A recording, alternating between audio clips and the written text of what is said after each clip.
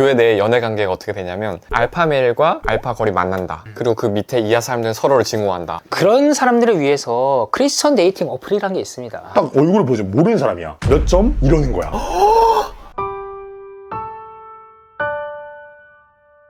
우리가 어쨌든 결혼을 하려면 연애를 해야 연애를 되잖아. 해야지. 이 사람들 어떻게 잘 만나? 어떻게 만나는 크게 두 거야? 가지지. 첫 번째 이제 자만추. 크리스찬 청년들은 교회 내에서 만나거나 하는 경우가 많고, 두 번째는 소개지 결국. 둘 다 안 되는 때가 아닌가? 너무 절박하면 안 돼요.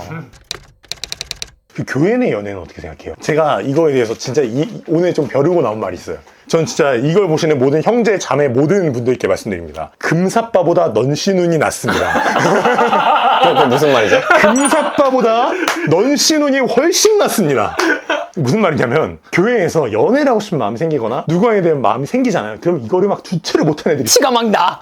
심리 밖에서도 보인다니까. 이를테면 이런 거죠. 삐져났어? 나 좋아하나? 이러면서 나 혼자서 빠르르르 올라가는 애들이 있어요. 근데 이때 금사빠들은 이렇게 생각하는 거예요. 얘 나 좋아하나? 나 얘한테 좀 해볼까? 카톡 해볼까? 고맙다고 해야 되는 게 예의 아닌가? 이런 것들이 있다면 넌씨는들은 떼줬나 보다. 이렇게 되는 거죠.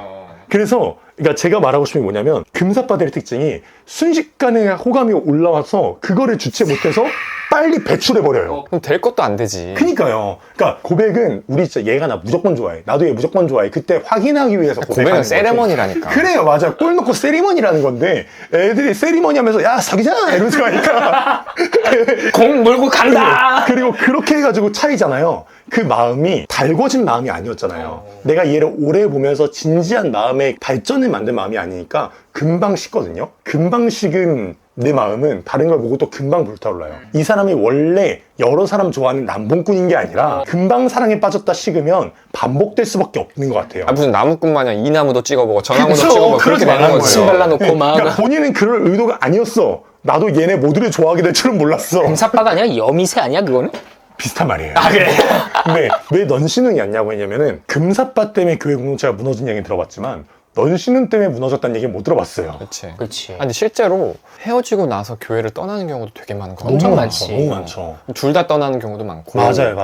그리고 특히 이제 이 친구랑 사귀다가 갑자기 헤어지고 나서 또 저 친구랑 사귀고 또 얘는 또 쟤랑 사귀고 막 이러면서 교회 돌려막기야? 이게 서로 그냥 중간에 낀 사람들이 난처하다고 하는 경우를 나는 좀 느꼈어. 그래서 야 이런 경우도 있으면 사실 많으면 공동체가 조금 난감하겠다 뭐 이런 생각도 좀 들었지. 그쵸. 그 정도면은 거의 교육자들이 개입해야 되는 거 아니야? 그 정도면? 개입해야죠. 너 3달 동안 고백 금지. 너 좋아하기 금지. 너 오늘부터 수요 예배 때. 너 기도해. 너 왼쪽 쳐다보기 금지. 그런 식으로. 나 우리 교회 목사님이 예전에 해주셨던 말이 있는데 본인이 한 10몇 년 동안 목회를 해보니까 교회 내 연애 관계가 어떻게 되냐면 알파 메일과 알파 걸이 만난다. 그리고 서로 결혼한다. 그리고 그 밑에 이하 사람들은 서로를 증오한다. 그럼 청년부 회장과 부회장이 만나서 결혼하고. 그치. 그러니까 뭔가 어쨌든 서로 좀 이렇게 매력적이다라고 느끼는 이성들끼리는 결혼이 이루어지는데 밑에 사람들끼리는 뭐 고백했다 차이고 얘는 또 얘가 성에 안 차서 얘를 하지만 얘는 또 얘가 성에 안 차고 막 그래서 막 뒤지고 먹고 이렇게 되는 거지. 본인들도 연애를 하고 나서 이 공동체가 위태로울 수 있다는 걸 인지를 하고 있거든요. 근데 그 순간 그 격정을 못 이겨. 근데 나도 그걸 이해해. 이해하고 너무 알고 있는데 근데 목사님들이 그러잖아. 누구랑 이제 사귀게 되면 교회에다가 보고를 해라. 최소한 교역자는 알고 있게 해라. 이런 그치. 거지. 하는 애들이 있어? 티가 나지 않나? 자진신고 하는 애들이 있어. 그러니까 솔직히 말하면 자진신고 이전에 알아서들 신고가 들어와요. 그러니까 내가 자진신고를 갔을 때 이미 목사님은 알고 있어. 내가 지금 얘랑 언제 만나서 뭐 어디에서 뭐 했는지까지 알고 있어. 아니 왜 사내연애도 자기들끼리만 비밀이고 다 알고 있다고 얘기하잖아. 그거 어떻게 아는지 아냐? 그 메신저 칠 때 타닥타닥 두 사람이 계속 얘기 안 치는 그러면 사내연애 들킨 거라고 하더라고. 그런 것처럼 교회 내 연애도 자기들끼리 막 비밀스럽게 한다고 하지만 그렇게 해서 사실 결혼까지 가면 진짜 좋은데 가장 좋지. 사실 연애를 해서 결혼까지 가는 비율과 그렇지 않은 비율을 보면 그렇지 않은 비율이 더 많잖아. 참 그랬을 때 사역자들의 역할도 좀 난 중요하지 않나? 그리고 그런 거 있지 않아? 어렸을 때부터 교회를 이렇게 쭉 어떤 교회를 다니다가 결혼 정년기쯤 돼서 대형 교회로 옮기는 그런 경우가 되게 많다고 결혼을 들었어. 위해서, 그렇지. 연애를 위해서. 아니 뭐 어떻게 하다 보니까 자연스럽게 그렇게 청년들이 많은 교회로 가게 되긴 했는데 그런 거에 대해서는 좀 어떻게 생각해? 아 진짜 어렵다. 담임 목사님이 입장에서는 복장 터지는 거고. 그 작은 교회를 담임하시는 목사 입장에서 이거지. SSM과 우리 전통시장이 싸우는 골목상권 침해다. 약간 이런 그치, 거지. 그치.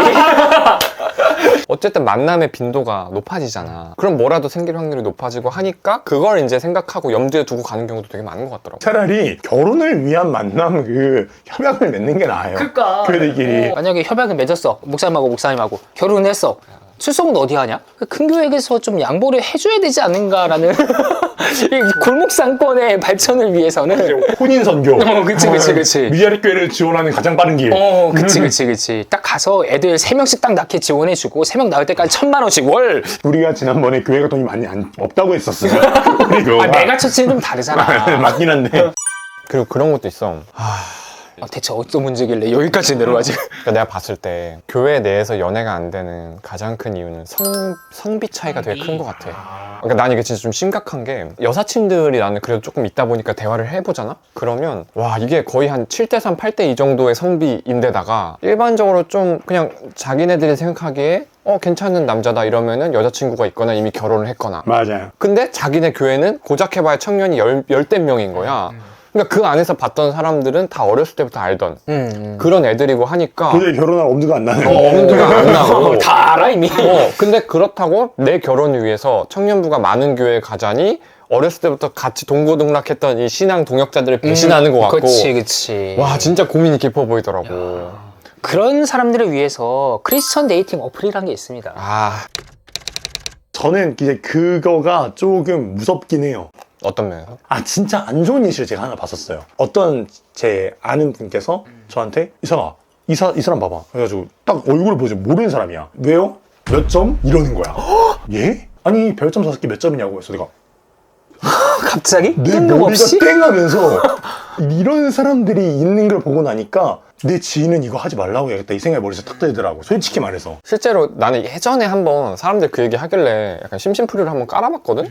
근데 어떤 경우로 봤냐면 이게 어쨌든 크리스찬 데이팅 어플이잖아. 그러면 그래도 믿음이 있는 사람을 만나려고 들어온 걸 거 아니야. 그치. 근데 소개 글에 뭐라고 나왔냐면 믿음이 너무 좋은 분은 좀 부담스러워요. 뭐 이렇게 하면서 거기다가 저는 그래도 어느 정도의 뭐 경제력과 뭐 여행과 이런 걸 하는 게 난 솔직히 좀 미안한 얘기 좀 가증스러웠어. 그리고 그 사람들의 특징이 뭐냐면 사역자다 그럼 무조건 걸러. 그러니까 내가 난 얼굴 들어. 이게 너무 빡쳐갖고 크크크크크 보냈어. 너무 했어. 아니 야, 나 속마음은 야 네가 그러고도 예수를 믿어? 막 이렇게 하고 싶었으나 근데 너무 약간 너무 속물 같은 거야. 물론 그 어플을 뭐 활용하는 사람들 다 그렇진 않겠지. 근데 그런 사람들도 몇몇을 내가 보고 나니까 이게 진짜 맞나? 하는 생각이 들었고 한 케이스는 더 뭐가 있냐면 지인분이 이걸 통해서 이제 남자 형제를 만나려고 이렇게 했는데 남자들도 자기 프로필을 이렇게 올릴 거 아니야. 예를 들어서 질문 중에 뭐 하나님께서 가장 큰 어떤 선물을 주신 아니면 기쁜 날이 뭐가 있어요? 라고 했을 때 그분이 하나님이 나에게 어느 지역 아파트를 주신 날 해갖고 사진을 올린 거야. 와, 나 그거를 이제 뭐 아는 지인 통해서 딱 봤는데 얘도 글러 먹었다. 네, 진짜 좀 그렇다. 그러니까 너무 그게 노골적으로 빤히 보이는 거야. 네. 그러니까 뭐 만나서 뭐 이제 저는 이런 준비가 돼 있습니다라고 하는 거 뭐 누가 뭐라 그래. 근데 그 어플에 막 그렇게 하는 거 보니까 그분이 나이가 40인가 그랬던 것 같아. 와, 나 그거 보면서 야, 이런 사람이면은 아무리 뭐 예를 들어서 저 결혼에 갈급한 자매라 그래도 이런 사람 만나지 말라고 해야 될 것 같다. 그런 남자는. 그 마음이 들죠, 솔직히. 크리스천 데이팅 어플을 그래도 2년은 내가 즐겜을 한 유저로서 즐겜러. 즐겜러로서 과금 조금 하고 근데 그 과금이 하필 달란트야. 달란트야. 이름 달란트야. 나 맞아. 너무 약간 좀 그랬어. 그냥 데나리온 하지. 이제는 말할 수 있다. 빠밤. 매칭이 한 번도 안 됐고 메시지 딱 한 번 왔다. 근데 그것도 블라인드 데이팅에서 온 거였고 취미가 같아서 메시지 보내요가 다였어. 왜 이렇게 수학이 적어요? 아니 내가 그렇다고 소개 메시지나 이런 거를 못 쓴 거는 아니야. 그냥 어느 정도의 정보들, 그리고 내 취미 활동들, 뭐 신앙적으로 내가 어떻게 살아왔고 결혼에 대해서 어떤 가치관이 있는지 자세하게 적어놨지. 일단 뭐 열매는 없고 대신에 이제 나도 프로필을 많이 받아보는 사람으로서 그 사람들이 뭘 원하고 어떤 사람들이 매칭이 되고 이런 걸 봐야 될 거 아니야. 그런 거 보면은 다 다 똑같아. 그냥 종교 같은 사람 만나고 싶은 거야. 아, 이게 좀 실제로 미스매치가 되는 이유가 뭐 남자도 그렇지만 여자 입장에서도 세상적인 기준을 다 보면서 또 신앙적인 것까지 만족하려고 하니까 더 안 되는 거 아닌가라는 조심스러운 의견을 제시해 봅니다. 근데 또 어떤 거를 봤냐면은 나는 남자의 입장으로서 여자랑 매치가 되잖아? 외모가 되거나 뭐 몸매가 되거나 이런 사람들은 본인을 알아. 계속 호감 메시지를 받는 건 아니까 그러면은 내용이 성의가 없어. 뭐 제 키가 162라서 175 이상만 만나고 싶어요 막 이러고 아예 조건을 다 달아놓는 경우가 있어. 이런 것들이 딱 보니까 내가 이걸 통해서 여자분은 눈이 길러지는 건가 내 눈이 나빠지는 건가. 근데 뭐라 해야 되지? 깊은 대화와 그 사람과 인격적 조를 통해서 호감을 쌓아가는 과정이 없이 외적인 서로가 서로에게 보여주고 싶은 면들로 시작하는 거다 보니까 그 자만추를 원하는 사람들이 이런 것 때문에 그런 거잖아요. 그러니까. 그래서 하나는 이제 얼굴 까고 하는 그런 어플이 있고 하나는 인터뷰를 먼저 보여주는 어플이 있어. 나중에 그 하트인지 뭔지 그걸 내면은 얼굴을 이제 볼 수가 있어. 이것도 참 사람이 간사한 게 일단은 인터뷰가 먼저 있으니까 인터뷰의 내용이 진짜 완전 A부터 Z까지 빼곡해. 내용만 보면은 진짜 완전 거의 무슨 뭐 라합이니 리브가니 뭐 그냥 신앙의 정점을 찍었어. 사진을 딱 보면은 막 술 들고 있고 막 내 평생 하나님 위하여 치얼스! 물론 술로 사람을 판단하는 건 아니지만 하지만 우리가 보이는 게 그렇다 이겁니다. 보이는 그런 것들이 우리 있으니까. 사람이랑 보이는 것 좀 봅니다. 그리고 또 나는 또 악한 사람의 입장으로서 어느 정도 마음에 드는 그런 프로필들을 봤어. 그러고서는 얼굴을 딱 깠어. 그리고 제껴. 이런 것들이 있어. 내 입장에서는. 그렇지. 아니, 왜냐면 솔직히 남자들은 어쩔 수 없이 어느 정도 외모를 나는 어쩔 수 없이가 아니라 그냥 대놓고 볼 수밖에 없다고 생각해. 인간은. 그래서 연애를 하려고 하면은 사실 사람들마다 남자들마다 다 내적인 어떤 기준들이 있을 거 아니야. 호감이나 이상형이 있을 거고 그게 충족이 안 되면 사실 시작이 안 되는 경우가 대부분이더라고. 그래서 그거를 나는 보는 건 나쁘다고 생각하지 않아. 하지만 그것만 보고서 막 제끼고 점수 매기고 이거는 사실 너무 잔인하다고 생각을 하지. 아니 나는 그냥 데이팅 앱을 이용하는 것보다 그냥 소개를 받는 게 낫지. 훨씬 낫지 않을까 지인 싶어. 소개가 훨씬 나은 것 훨씬 나은 같아요. 거. 왜냐면 나 주위에 보면은 지인 소개로 결혼한 경우가 되게 많아. 또 어떤 경우는 소개를 받다가 자연스러운 만남이 또 생겨나기도 해요. 근데 여기서 궁금한 건 예정된 배우자가 있다고 믿나? 어때? 어떻게 생각해? 있지. 이야, 이거 있지. 어려운 걸. 당연히 내 있지. 아버지 어머니 보면 있는 것 같긴 한데 때가 있다 그랬잖아. 확실히 있는 것 같아요. 결혼만큼은. 왜냐면 생각해보면 하나님이 이삭이를 그러니까 이 두 이삭을 창세 전부터 아셨을까? 아셨지. 저는 아시죠? 당연히 아셨다고 아셨지. 믿잖아. 그러면 이 두 이삭이가 누구를 통해서 나올지도 당연히 알고 계셨을 거 아셨겠지. 아니야. 그거 계획 안 했을 리가 없죠. 마찬가지로 우리를 통해서 나올 자녀들, 후손들도 당연히 이미 다 아실 거 아니야. 그렇다고 하면은 그 후손이 갑자기 뭐 뿅 하고 나타나는 게 아니라 아내를 통해서 어쨌든 같이 나올 거 아니야. 그러면 사실은 이미 다 알고 계신 거 아닌가? 하지만 우리는 그걸 모르니까. 그쵸. 그리고 사실 꼭 예비하셨 게 아닐 수 있죠. 왜냐면 독신 은사 이런 게 또 나 있잖아. 없다고 봐. 그 은사는 아닌 것 같아요. 은사는 그거는 변명이다. 혼자 계신 분들 위로해 드리려고 한 얘기인데 어쨌든 정말 평생의 반려자이자 또 자녀를 같이 출산하고 이렇게 키울 그런 배우자를 만나는 일에서는 더 사실 하나님의 어떤 주권하는 이게 있지 않을까? 그런 생각은 좀 하긴 해. 나의 배우자가 될 사람이 누구일까에 대해서는 언제나 설레하는 한편 하나님이 좀 너무하다라고 생각이 들 때도 있어. 어떤 면에서? 인간적으로는 막 외롭고 막 그럴 때는 진짜 막 누군가를 만나고 싶어. 근데 하나님은 막으시는 것 같아. 나 같은 경우에는 어렸을 때부터 일찍 결혼하고 싶었어. 애들을 빨리 키워놓고서는 나는 내 할 일을 하고 싶어서 애들 20살 때 되면 이제 독립시켜버리고 나는 그때 되면은 뭐 40대 후반이나 50대쯤 됐으면은 이제 완전 나만의 인생 찾으러 가는 그런 것들 했는데 30살이 딱 넘어가면서 지난 일들을 뒤집어 보니까 하나님이 나를 준비시키고 있는 과정이겠구나라는 생각이 좀 들었어. 만약에 내가 준비가 안 된 상태에서 누군가를 만나서 결혼을 하고 아이를 낳고 그러면은 하나님 보시기에는 그게 행복하지 않았던 거지, 그 과정이. 그래서 나를 계속 단련시키고 연단시키는 그런 과정들이 필요했던 것 같고 나는 지금도 그 과정을 겪고 있다라고 생각해. 그래서 나는 하나님의 때와 순간이 있는 것 같아, 결혼에 대해서는. 어머니 아버지 보니까 결혼의 때도 분명히 있는 것 같아요. 왜냐면 저희 아버지가 저를 52살에 낳으셨거든요. 아브라함이시네 거의. 그래서 내가 이삭이다. 그러니까 아빠가 48에 우리 엄마는 결혼했을 거예요. 끝에 끝물이 없고 아빠는 심지어 그때 개척교회 목사니까 돈도 없었고 결혼식 우리 개척교회에서 했어요. 그리고 축가를 어디서 했는지 알아요? 우리 교회 성가대가 있어요. 어머니 혹시 나이가 그때가 이제 39이죠. 9살 차이니까. 그 시대 39살에였으면은 흔히 말하는 골드미스보다도 조금 더 나이가 많은 편이었던 거죠. 진짜 아브라함과 사라다 진짜. 그쵸. 우리 엄마 아빠가 그렇게 결혼을 했을 때 사람들이 얼마나 비웃었겠어요.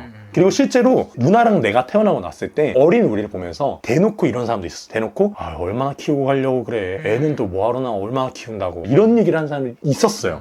아빠가 건강이 안 좋았거든 심지어. 근데 그 모든 게 역전세계 마냥 잘 컸거든요. 저희 누나가. 그런 걸 보면은 하나님이 계획하신 때가 있고 예정하신 배우자도 있고 예정하신 삶도 있고 그 길이 행복하다는 것도 맞는 것 같아요.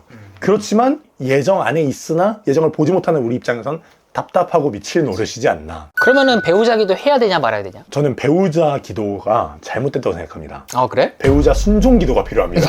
이 사람이 알겠습니다. 이런 기도가 필요한 거예요. 나는 약간 동감하면서도 배우자 기도가 그런 게 있는 것 같아. 나는 배우자 기도를 개인적으로 막 하진 않거든? 하진 않는데 그거를 이제 굳이 하는 거의 유익은 그걸 하면서 내 자신에 대해서 좀 알아가게 되는 것 같아. 그러니까 예를 들어서 뭐 그런 간증들도 있잖아. 꼭 이렇게 뭐 MC가 그럼 배우자 기도는 하셨어요? 뭐 이런 식으로 물어보는 게 있단 말이야. 또 거기에 대해서 난 약간 좀 거부감이 들어. 그러니까 뭔가 막 키는 얼마여야 되고 직업은 뭐여야 되고 막 이런 게 이렇게 이루어졌다라고 하면 하나님 무슨 요술램프 진이요? 뭐 이런 생각이 드는 거야. 하나님 데이팅 매니저. 커플 매니저야? 그러니까 그런 걸 딱 봤을 때 어떤 생각을 했냐면 그러니까 배우자 기도에는 분명히 자기의 욕망이 투영되어 있는 것 같아. 어떤 사람을 만나고 싶다는. 근데 동시에 그걸 함으로써 자기 욕망에 대해서도 돌아보게 되는 것도 좀 있는 것 같고 또 한편으로는 하나님이 어떤 배우자를 허락하셨을 때 그 배우자에 대해서 내 마음이 어떤지도 좀 사실 기도를 한 상태면 좀 더 들여다볼 수 있지 않나? 여기서 질문이 하나가 있는데 사실 성경에 나와 있는 고대 세계에서는 연애와 결혼이 그렇게 구분이 되지 않은 시점이라고 생각을 해. 근데 현대에 들어서는 연애가 있고 결혼이 있고 뭔가 나눠진 느낌이라는 말이지. 결혼을 일단 제껴두고 연애는 연애를 위한 목적이냐 결혼을 위한 목적이냐 그리스도인으로서는 어떻게 해야 된다고 생각해? 저는 확실한 답변이 있습니다. 뭔데? 모든 연애의 목적은 결혼인데 그 연애가 곧 결혼이 될 필요는 없어요. 이 연애를 해가지고 얘랑 결혼하기 위해서가 아니라 얘랑 연애를 하면서 내가 사람을 보는 눈, 나에 대한 발견 그런 걸 해가면서 내가 성장하고 얘도 성장해서 어느 순간 허락하시는 배우자를 놓치지 않게 하는 거죠. 얼마 전에 제가 그런 생각을 했었어요. 결혼이 사실 결혼할 때쯤 나이에 만나는 사람이랑 결혼하는 거 아니야? 이 생각을 좀 타이밍에 맞는. 그러니까 20살 때 좋아했던 사람은 사실은 내가 제일 좋아했던 사람일 수도 있잖아. 30살에 만난 사람은 그냥 결혼 정년기에 만난 사람일 수도 있잖아 라고 했는데 근데 그렇게 말하면서도 어느 한편으로는 20살 때 그만큼 사랑해 먹고서 헤어지면서 내가 성장을 해보고 그 성장된 내가 30살에 내린 그 선택으로 내 평생을 간다면 그건 또 괜찮을 것 같은 거죠. 그치, 또 그 과정에서 배우는 것도 분명히 있을 것이고. 그 모든 연애가 나를 성장시키고 상대를 성장시키면서 결혼이라는 꽃을 피울 수 있게 한다. 어떤 꽃이 자라기 위해서는 그 햇빛과 물만 필요한 게 아니라 뿌리를 강하게 해줄 바람도 필요하고 또 어떤 때는 그 좀 나쁜 일들도 필요하지 않겠습니까? 그래야 뿌리가 깊게 내리고 살지 않겠습니까? 그리고 그게 당기는 것 같아. 연애를 하다 보면 상대방에 대해서도 알게 되는 것도 있지만 나에 대해서도 되게 많이 알게 돼. 그러니까 나는 이런 사람이구나. 내가 이걸 좋아하고 이걸 싫어하고 이걸 견딜 수 있고 이걸 견딜 수 없고 막 이런 부분들이 있잖아. 그게 이제 나중에 결혼 생활을 할 때에도 굉장히 도움이 많이 되겠다. 그런 생각도 들고 근데 이제 한편으로는 어쨌든 우리가 그리스도인의 연애와 결혼에 대해서 이야기를 한다면 나는 이 친구랑은 아예 결혼 생각이 없어 라고 하면은 연애도 시작을 하면 안 되는 거 아닌가? 그러니까 뭔가 그렇게 된다면 상대는 예를 들어서 나는 결혼을 너무 하고 싶어 라는 마음에서 만났는데 나는 결혼 생각 일절 하나도 없어. 하지만 나는 내가 외롭기 때문에 만날 거야 라고 하면은 그거는 상대방을 약간 이용하는 거 아닌가? 그럼 너무한 거지. 너무하지 그거는. 연애할 때는 그 사람밖에 없다는 생각으로 하는 게 맞는 것 같긴 해요. 그 연애를 하고 있을 때 얘랑 헤어지면 더 나은 사람 오겠지 이런 생각이 아니라 그렇지만 그렇게 하고 나서도 헤어졌을 때 포기할 줄 아는 것도 배우고 그게 어른 되는 과정인 것 같기도 하고요. 그럼 여기서 우리 이 영상을 왜 보고 있는지 모를 우리 모태솔로 구독자분들께는 어떤 말을 해줄 수 있을까? 먼저 얘기해. 나 진짜 할 말 있어. 제가 영업 일을 하거든요. 제가 영업을 하면서 배운 삶의 지혜들이 몇 개 있어요. 이거는 진짜 영업에서만 쓰일 게 아니라 인생의 진짜 교훈으로 삼아야겠다 싶었던 어떤 노하우 중에 하나가 뭐냐면 대수의 법칙이야. 이게 어떤 뭐 학문적인 용어는 아닌데 나는 이게 연애에도 적용이 가능하다고 생각했던 게 어떤 게 있냐면 예를 들어서 내가 100명을 만났어. 그러면 80명은 노후 대비에 관심이 없어. 근데 그 중에 20명은 마침 나 노후가 좀 불안한데? 라고 이야기를 해. 근데 그 20명 중에서도 또 80%인 한 16명 정도는 상황이 안 되거나 뭐 여러 가지 이유 때문에 안 해. 근데 4명은 진짜 연금을 하기 시작해. 그 말인즉슨 내가 4명으로부터 연금 대비를 시키고 싶잖아? 100명을 만나면 돼. 한 건을 하고 싶잖아? 그러면 25명을 만나면 돼. 모수가 늘어나면은 하나는 하게 돼. 그러니까 사람들이 내가 봤을 때 연애를 못하는 가장 큰 이유는 처음부터 너무 큰 힘을 들이고 큰 기대를 하기 때문이야. 그런 생각하지 말고 대소의 법칙을 믿으세요. 내가 진짜 한 명을 만나고 싶잖아요? 그러면 가볍게라도 25번을 시도해보세요. 여기서 이 가볍게 시도하라는 뜻은 꽃을 사들고 가란 말이 아닙니다. 그냥 밥을 한번 같이 먹어봐라. 그렇습니다. 정도지. 꽃을 네. 사들고 고백을 한번 해봐라. 이런 뜻이 아닙니다. 얘 아니면 안 된다 이런 게 아니라 그런 게 아니라 네. 한번 밥 먹어보고 같이 놀아도 보고 그런 걸 하라는 거지. 25번을 꽃을 주면서 안 받아줄 거야? 그럼 나 꽃 좀 돌려주면 안 될까? 좀 이따 쟤한테 해야 돼가지고 그러지 말라는 겁니다. 그리고 연애를 하기까지의 과정에서 아님 말고의 정신이 되게 중요한 것 같아요. 연애를 하고 나서부터는 정말 잘 해줘야겠죠. 하지만 연애를 하기 전에 너무 여유가 없이 나는 너 아니면 안 돼. 막 이렇게 하면 오히려 상대방 입장에서 되게 부담스러울 수 있을 것 같거든요. 그럴 것 같아요. 그래서 아님 말고 괜찮아 라고 했을 때 오히려 더 상대방도 그렇고 나도 그렇고 조금은 부담감을 내려놓고 재밌게 좀 만날 수 있거든요. 그래서 되게 그런 것도 중요한 것 같아요. 이제 시도가 또 불안한 사람들도 어느 정도 있어. 내가 어떻게 해야 될지도 잘 모르겠고 그치. 경험이 없다 보니까 이 사람이 어떤 반응을 할지도 모르겠고 그런 것들이 있으니까. 근데 인지행동 치료의 창시자인 앨리스 같은 경우에서는 100명에게 차인 남자가. 아따 그 형님도 많이 차였네. 그러니까 100명한테요. 100명한테 차였어요. 100명한테. 뭐 축구공이요? 뭐 근데 이 형님은 일단은 뭐 여자를 사귀고 싶다라는 그것도 있었지만 우선 목표로 설정한 게 뭐냐면은 나는 100명의 여자들한테 고백을 하겠다. 와. 이게 목표였어. 진짜 특별한 사람이네. 사귀고 싶다가 아니라 일단은 나는 시도를 해야겠다. 100명의 여자들한테 이제 해보겠다. 그러고서는 실제로 100명한테 시도를 했고 100번에 차인 거야. 그러면서 그 행동을 바탕으로 인지행동 치료라는 그거를 창시를 했어. 그 형님 20세기 사람이지? 20세기 사람이지. 21세기 하면 스토킹 됩니다. 조심해야 됩니다. 정말 20세기 낭만의 시대네요. 낭만이지. 낭만이자 야만의 시대. 원피스를 찾으러 낸. 무슨 말인지는 알겠어. 일단 뭐 내가 뭘 해야 될지 모르겠다 싶을 때는 뭐 어떤 목표 하나를 정해놓고 그것을 향해서 한 걸음 한 걸음 디뎌 가면은 내 자신도 알게 되고 또 상대방에서도 알게 되고 이렇게 된다라는 그런 이론이었던 걸로 기억을 합니다. 그리고 그런 게 있는 것 같아요. 이거는 그냥 제가 남자다 보니까 뭐 여자한테 조언을 할 수는 없고 그냥 같은 남자 입장에서 조언을 하자면 스스로 관리한다는 느낌을 주는 게 되게 중요한 것 같아요. 그렇지. 그러니까 뭐 예를 들어서 옷뿐만 아니라 뭐 눈썹 정리라거나 머리 이런 부분에 대해서 생각보다 되게 중요하다고 느꼈던 게 특히 이제 소개로 만나게 되면은 1초 안에 결정 나. 딱 만나는 순간 맞아. 와. 막 이런 게 있어. 그리고 그게 충족이 되잖아. 첫인상. 그러면 사실은 그때부터는 대화를 완전 죽쓰지 않는 이상 예정을 믿어 안 믿어 뭐 이런 얘기를 하지 않는 이상 그게 하나가 있고 또 얘기 나온 김에 제발 그 남자들이 소개팅 나가서 간증이나 그 교회 얘기 좀 안 했으면 좋겠어. 이게 진짜 자매들이 부담스러워해. 셀 모임. 이거 GBS 아니고 진짜 내가 예수 어떻게 믿었는지 나누는 시간 아니니 그거는 차차. 난 너에 대해서 알고 싶다고 너. 간증 중독자가 말하는 간증하지 마시고. 내가 울적했으면 이렇게 얘기했어요. 본인 간증은 첫 만남에서 하면 안 돼요. 그거는 나중에. 뭐, 내가 어떤 기도 제목을 갖고 있고, 내가 정말 주님께서 나에게 준 사명, 이거 첫 번째 얘기하지 마세요. 이거 안 됩니다. 그리고 제가 기도해 봤는데, 우리가 막 이렇게 만나서 하나님의 뜻인 것 같습니다. 지랄이야, 지랄. 또 혹시 막 소개팅이나 연애나 아니면 뭐 이래야 된다, 이런 거 있어? 저는 아까 말했습니다. 금사빠보다 넌 신웅이 낫다.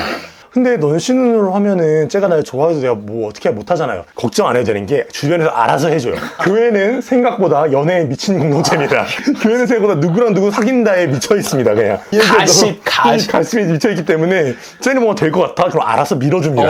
희한하게 이상하게 셀 모임할 때 쟤가 같이 우리 셀에 온다거나 아니면 이상하게 아우팅할 때 얘랑 나랑 같이 자꾸 편의점 갔다 오라고 한다거나 있습니다. 무조건 생깁니다. 맞아. 없던 마음도 생기는 게 그럼요. 그런 게 교회지. 그럼 연애 이야기를 했으니까 그죠? 결혼 이야기를 해야 될 것 같은데 성경에서 결혼을 어떻게 바라볼까? 한 몸이 되는 거 아닙니까? 그럼요. 그리스도 안에서 하나가 되는 거. 그래서 나는 항상 결혼에 대해서는 창세기 2장 24절 그러므로 남자가 부모를 떠나 그의 아내와 합하여 한 몸이 될지니라. 나는 항상 머릿속에 있거든. 그것도 한 몸이라는 게 그냥 한 몸이 아니고 히브리어 다바크라는 그 단어, 달라붙다라는 단어. 종이와 종이가 찰싹 달라붙어서 물 한 모금 딱 먹으면은 이 떨어지지 않고 찢어지는 그걸가 히브리어 다바크라는 단어거든. 아, 그래? 애가 태어났어. 태어나고 봤는데 아빠가 둘이야. 내가 보는 동화책에서는 한 남자 한 여자가 만나서 행복하게만 살아. 그럼 우리 가족은 이상한 가족인가?